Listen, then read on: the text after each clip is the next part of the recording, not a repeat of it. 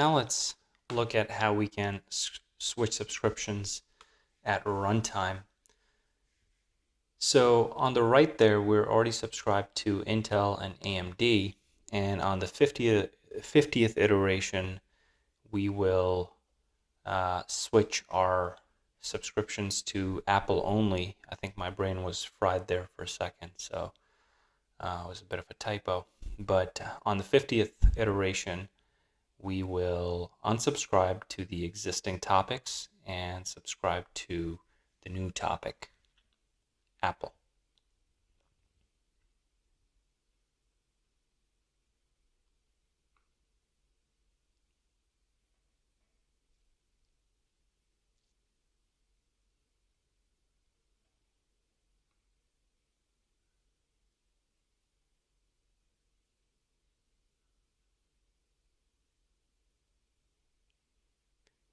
All right, now let's examine the output.